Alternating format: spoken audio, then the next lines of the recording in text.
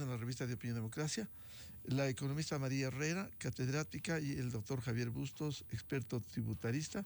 Les invitamos para analizar la coyuntura económica que vive el Ecuador, condiciones difíciles, y desde el 1 de abril el incremento de nuevos impuestos, el aumento del IVA, el aumento del impuesto a la salida de divisas, la contribución de los bancos y cooperativas y también de las empresas. Esa fue la determinación en medio de la crisis económica que vive el Ecuador. Economista María Herrera, ¿cómo afrontar, cómo va a impactar en la ciudadanía el incremento del IVA y cuál va a ser la situación que se vivirá? Si bien le va a oxigenar algo a la caja fiscal, esto no arregla los problemas de fondo en la economía ecuatoriana. Muy buen día. Buenos días, Miguel. Buenos días a la audiencia. Muchas gracias por la invitación. Bueno, como usted bien lo dice, el aumento del IVA va a generar de alguna manera una recesión en la economía, porque la gente va a disponer de menos recursos para sus compras y sus demandas que requiere oportunamente para su vida cotidiana. Si bien el gobierno, por otra parte, dice que recaudaría solamente por el IVA, sin hablar de las contribuciones y de los otros impuestos adicionales, alrededor de $1.000 millones, eso es solamente un parchecito en todo el déficit fiscal que tiene el Estado. Y sería de aprovechar esos recursos, porque caso contrario, el temor es de que en la manera en que se viene materializando el gasto en nuestro país, no de ahora, sino siempre, volvamos a tener estos huecos fiscales de por siempre, y eso complica tremendamente la economía porque nunca acabamos de tener los recursos que necesitamos, nunca podemos satisfacer las demandas en cuanto a necesidades vitales en los sectores de educación, de salud, de vivienda, de cultura que necesita el país. Siempre estamos necesitados y con tremendas deudas que se hacen tanto internas como externas. Entonces, si bien el pueblo ha hecho un sacrificio porque parecería que convenía hacer este incremento, también hay que pedir al Estado que los recursos que se recauden se hagan de manera escrupulosa para que podamos ver los resultados de este sacrificio que hacemos todo el país en aras de componer de alguna manera o de iniciar un nuevo proceso en la reactivación económica y social que demanda el Ecuador no ahora, sino ya de mucho tiempo atrás. Consecuentemente, el impacto, economista María Herrera, ¿cuál va a ser en estas condiciones? ¿Se va a reducir el consumo o va a impactar más en los consumidores? ¿En qué condiciones puede impactar esto en la inflación?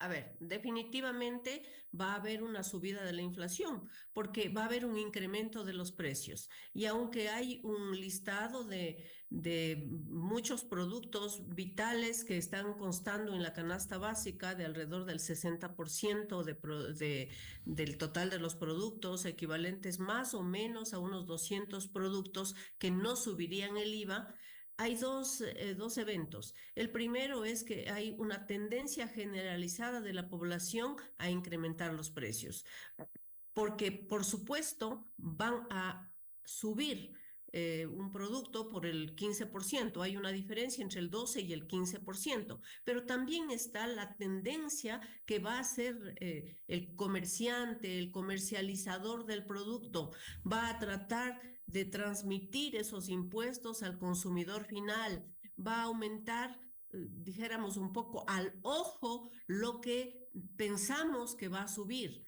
Entonces, eso hasta que haya una estabilización va a significar una contracción de la demanda. Voy a poner un ejemplo. Si alguien estaba en miras de comprar un automóvil y ese automóvil está en el rango de más o menos 18 20 mil dólares, eso va a significar una subida, según los cálculos que ha hecho el propio SRI, más o menos de unos $600. A eso habría que añadirle también, en el caso de que fuera aplicable el ICE. Eso supone que esa persona, esa familia, va a dejar de comprar ese bien en un tiempo determinado, no sé, hasta que pueda conseguir los recursos que le faltan para poder adquirir ese bien. Y así como en ese bien pueden asimilarse diferentes otros bienes. ¿Eso qué significa? Que va a haber una disminución de la demanda, que va a haber una disminución del consumo y por tanto va a haber una contracción de la economía. Esperaríamos que el porcentaje del impuesto no sea de mucho tiempo y que en algunos productos, como por ejemplo en productos alimenticios o en productos que son de alguna manera transables, podría aumentar también la oferta para que bajen los precios. Pero hay definitivamente en otros productos que no hay cómo bajar los precios. También voy a poner un ejemplo. En los servicios de Internet, que hoy es vital para la familia ecuatoriana. Ese producto no va a bajar porque simplemente es un producto, un servicio no transable. Y entonces nosotros tenemos que acostumbrarnos a un nuevo precio. Eso va a llevar a un incremento, ese junto con otros, a un incremento inflacionario que va a repercutir en el bienestar de la población. Habrá algunas personas que tengan que prescindir del servicio, exagerando, habrá otras personas que tengan que bajar el nivel de plan, etcétera, etcétera. Bienvenido al doctor Javier Bustos, experto tributarista. ¿Cómo va a impactar estas medidas que entrarán en vigencia el 1 de abril, como el aumento del IVA, el aumento a la salida de divisas y las otras contribuciones que se determinara? Muy buen día. Gracias, Miguel, también al economista y a todos quienes nos escuchan esta mañana. Efectivamente, ya una vez publicada la ley y los nuevos impuestos, las nuevas contribuciones, naturalmente, por la naturaleza de los impuestos que se han creado, unos con relación al IVA, que va a tener una repercusión mucho más directa entre aquellos productos que no forman parte de esta canasta básica, productos de ocio, de recreación, de alimentación en restaurantes, por ejemplo, se esperaría que exista un incremento, ¿no? Esos 3 puntos adicionales del 12 al 15 es un incremento importante, es un 20%, esos 3 puntos adicionales en la tarifa que veníamos manejando del 12% durante un muy buen tiempo, ¿no? Adicionalmente, claro, esto, quizás eso no debería ser un incremento mayor, esos en $10, esos 3 centavos adicionales de IVA. Sin embargo, claro, volvemos a un ISD del 5% y entonces hay unos impuestos que se van superponiendo en determinadas mercaderías importadas que pagan IVA y que van pagando ahora un ISD muchísimo mayor. Ya estábamos en el 3,75 y nuevamente volvería al 5%, entonces obviamente un efecto inflacionario, sin duda de eso va a existir, ¿no? Quizás también, y lo que no es una preocupación inmediata frente a la reforma que va a entrar el 1 de abril, pero que en política tributaria no puede dejarse de lado tampoco, una tarifa del 15% quizás también haga más propenso a actividades evasivas del impuesto al valor agregado. Si no pido una factura y sobre no pedir esa factura, me estoy ahorrando un 15%, porque además las facturas fueron duramente castigadas en las últimas reformas tributarias, porque ya de poco o nada sirven para deducirse del impuesto a la renta. Entonces, Ecuador básicamente hace unos pocos años era catalogado un país de mucha formalidad tributaria. En todo lado uno le preguntaban, ¿usted quiere la factura? ¿Cómo quiere la factura? Con datos. Si no pedían, se denunciaba, uno pedía facturas. Y fuimos uno de los primeros también en implementarlo en Latinoamérica con la factura electrónica. Y eso se pone en riesgo porque la tarifa ya se vuelve más atractiva para actividades de evasión y porque poco impacto tiene deducibilidad en el impuesto a la renta. Entonces, eso es lo que pasa también con el incremento de impuestos, ¿no? Un tema de mayor inflación y también otros temas de que parecería que va a bajar el consumo, pero puede ser que se hagan más operaciones en dinero sin pasar por el sistema financiero y sin que exista una factura, lo que aumentaría la evasión del impuesto. Entonces las perspectivas de recaudación del gobierno podrían no cumplirse si se da este fenómeno tributario. Doctor Bustos, en ese sentido, ¿usted cree que va a encarecer los precios este aumento especialmente del IVA? Yo más bien ahí creería, Miguel, que va a existir un impacto, pero no va a ser un impacto en la misma proporción que la que se sube el IVA, es decir, en un 3%, porque básicamente muchos de los empresarios están tomando las decisiones ya para la facturación del próximo mes, están conscientes y están pendientes también de parte del impacto, asumir los ceros, es decir, en una reducción del PVP sobre el que se calcula el IVA, para que no trasladar todo el impacto hacia los consumidores, por un lado.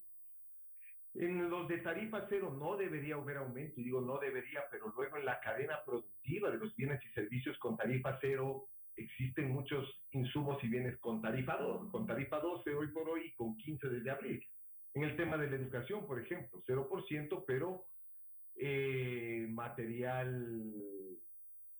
de escritura, de útiles escolares, esos graban 12%, ¿no? Entonces, indirectamente se van a ver afectados también los temas de educación,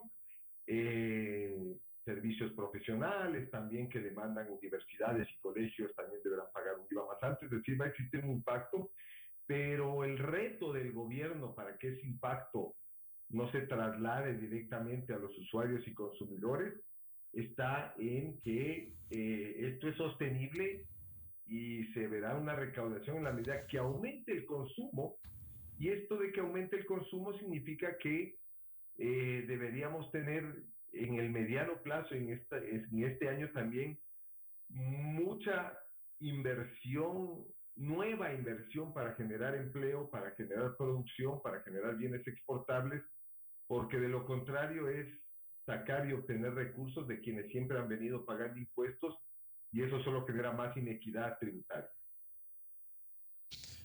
Vuelvo con la economista María Herrera. Cuando uno revisa cuadros como el de la inflación, que incluso se ha comparado con países dolarizados como obviamente Estados Unidos, Salvador, Panamá, ve que la inflación en el Ecuador relativamente está controlada.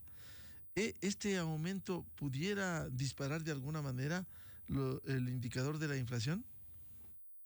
Bueno, yo coincido con el doctor Bustos en el sentido de que si bien va a haber un aumento de precios, porque sí lo va a haber, evidentemente, la proporción no es extremadamente alta como para que dispare la inflación, pero sí va a haber un impacto.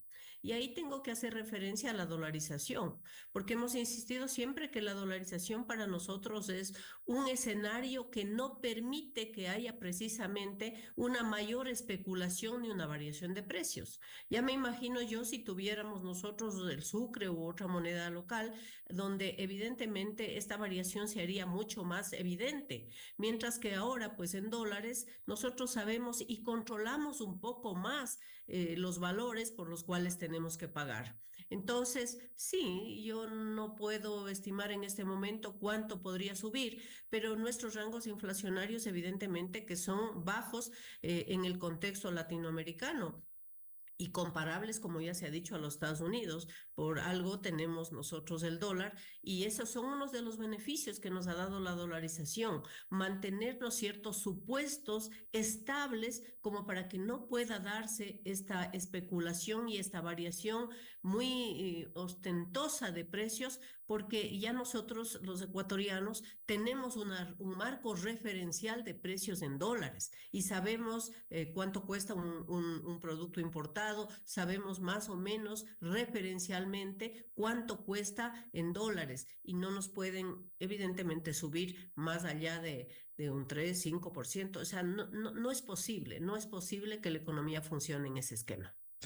Ahora, como decía el doctor Javier Bustos, al no haber incentivos en el tema de la facturación, algo que empezó con la cultura tributaria, no pudiera haber un impacto en la facturación cuando, si no le sirve para deducir mayormente gastos en el impuesto a la renta, economista María Herrera, simplemente se puede dejar de exigir lo que debiera siempre pedirse, como es la factura? Bueno, yo creo que más allá de los incentivos que podrían ser importantes, pero no tanto, yo creo que hay que formar una cultura tributaria. ¿Y qué es la cultura tributaria? El hecho de que todos los ciudadanos seamos responsables con lo que nos toca pagar. Y, y eso se va deteriorando porque evidentemente no hay también lo que yo decía al inicio, o sea, no hay esa retribución por parte del Estado. Es decir, si nosotros pagamos impuestos, yo debería gustosa pagar los impuestos si yo vería que hay una retribución en todo lo que yo necesito, en los servicios públicos, por ejemplo, si yo vería que esos recursos míos son bien utilizados. Pero si yo veo que esos recursos, como estamos viendo ahora cada día, son mal utilizados y sirven para alimentar la corrupción, entonces yo tengo que buscar, digo en términos generales, la manera de evadir, porque estoy alimentando unos gastos malsanos para la economía en general y para nosotros en particular. Entonces, repito nuevamente, más allá de los incentivos que pueden ser importantes, creo que la cultura tributaria también debe estar retribuida por la forma en cómo el Estado utiliza esos gastos y lo que yo decía al inicio, esa contribución que hace la sociedad en aras de mejorar la economía y la equidad social y económica del país.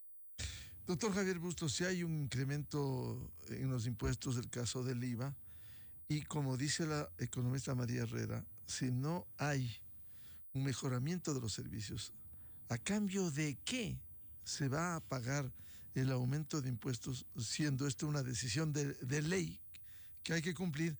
Pero esto no pudiera abrir espacios para la evasión precisamente. Si no hay retribución del Estado con buenos servicios públicos.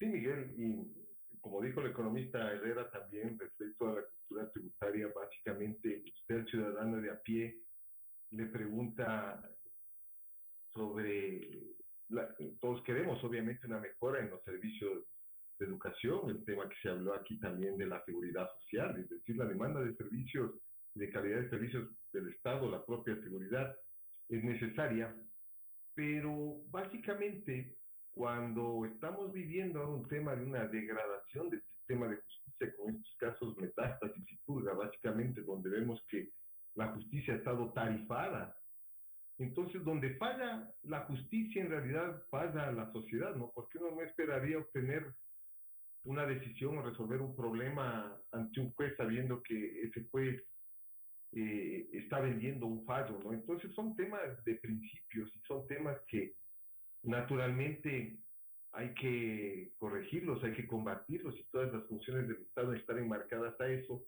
Y ese es el caldo de cultivo, por supuesto, Miguel, de elevación, ¿no?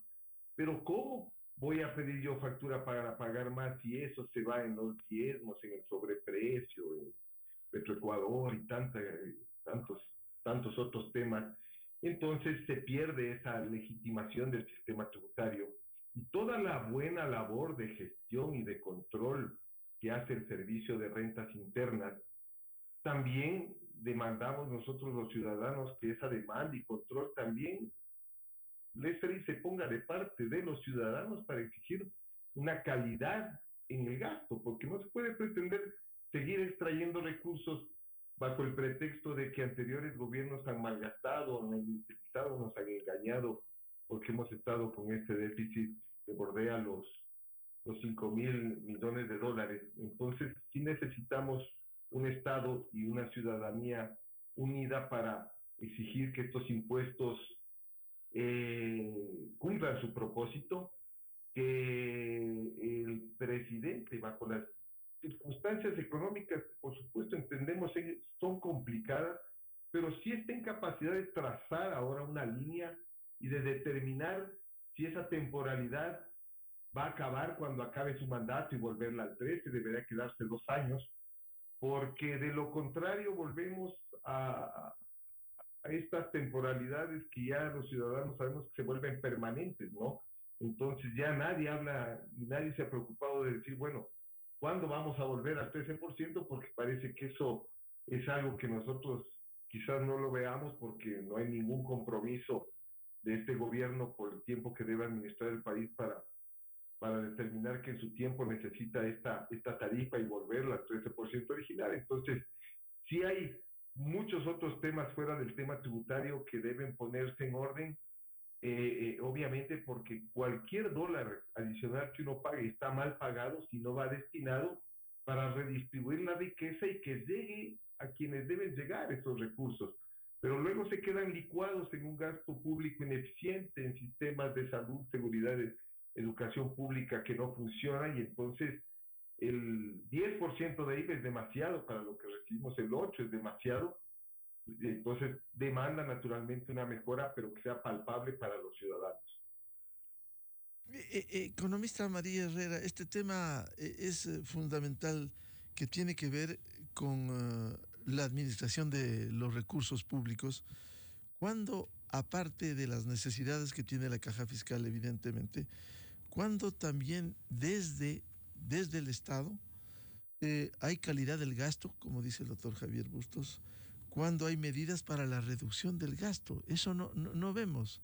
Lo más fácil es aumentar impuestos sin mejorar los servicios y sin responder con un riguroso proceso de calidad del gasto.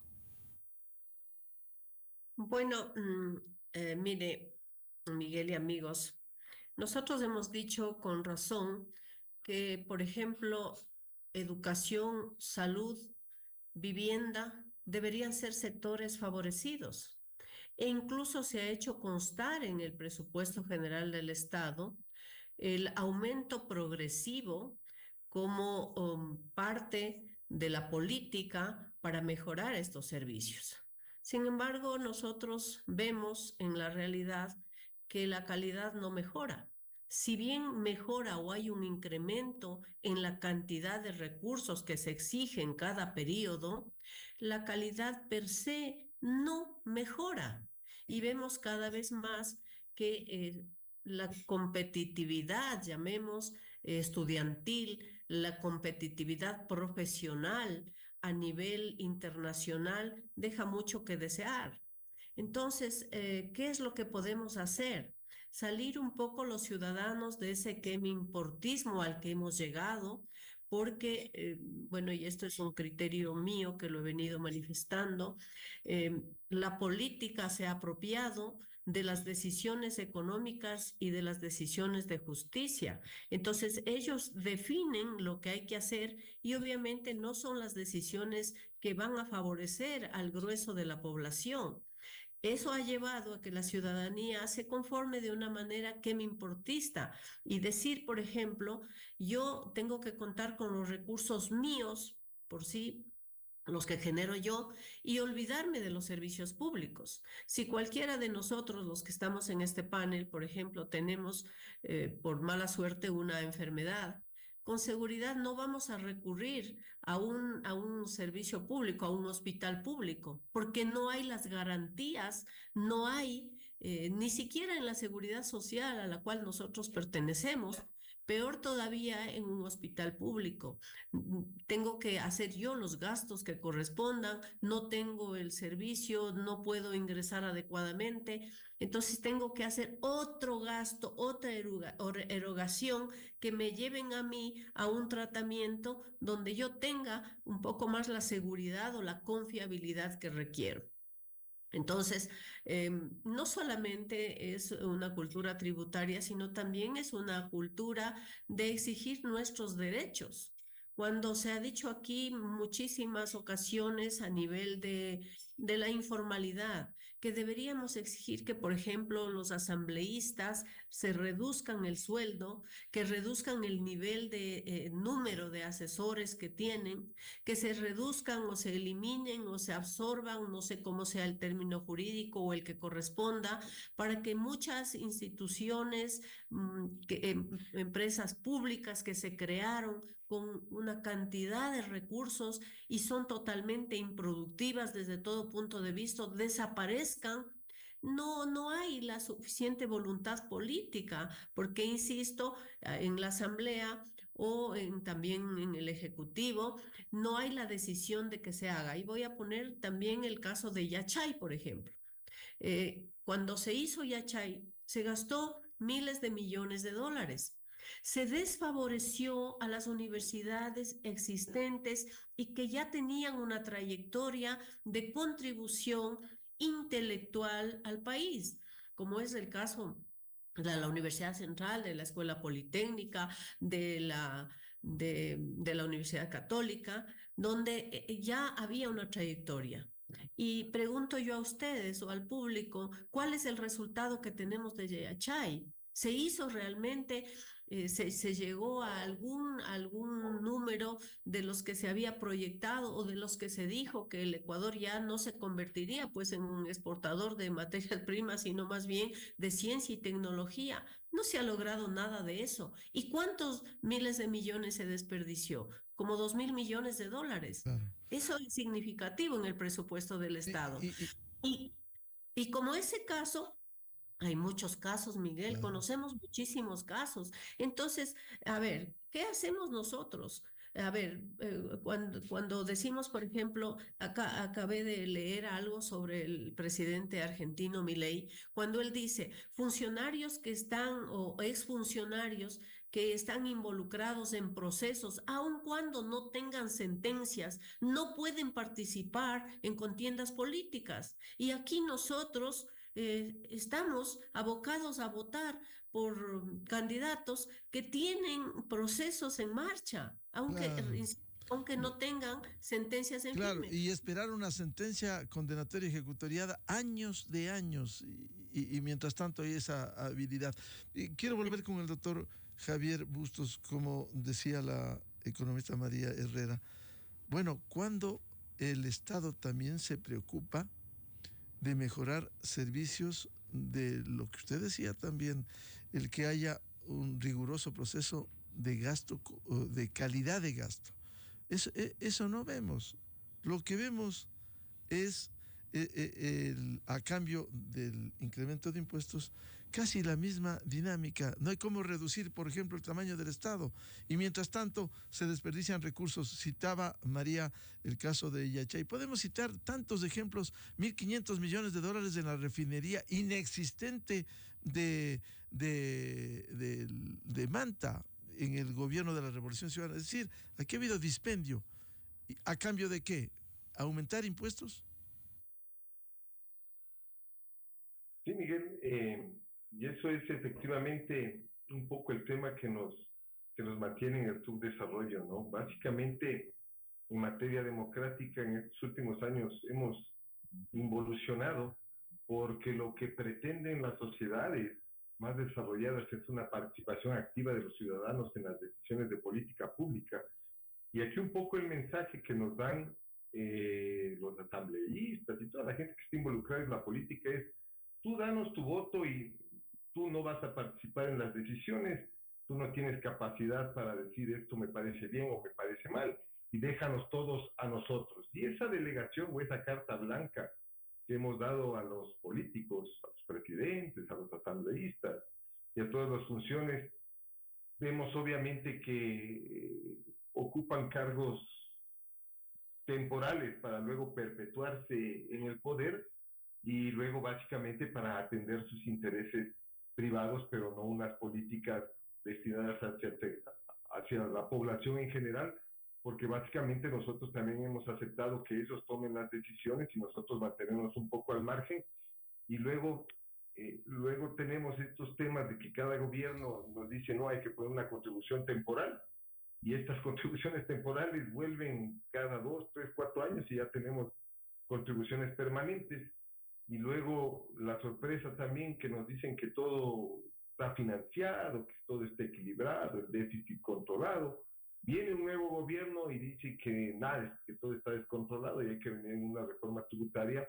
Entonces, también el sistema debe cambiar y también esperaríamos que los líderes encuentren los mecanismos que existen ahora gracias al tema de la tecnología, como estamos conectados y de participación, los ciudadanos están viendo las noticias en línea a través de redes sociales, todo es una participación activa a nivel nacional gracias a la tecnología, que es algo de lo que carecemos los ciudadanos en el día a día del accionar y de las decisiones públicas. Entonces, mientras eso no cambie, poco podemos esperar, creo yo, de los políticos, ¿no? Pero hacia eso deberíamos apuntar.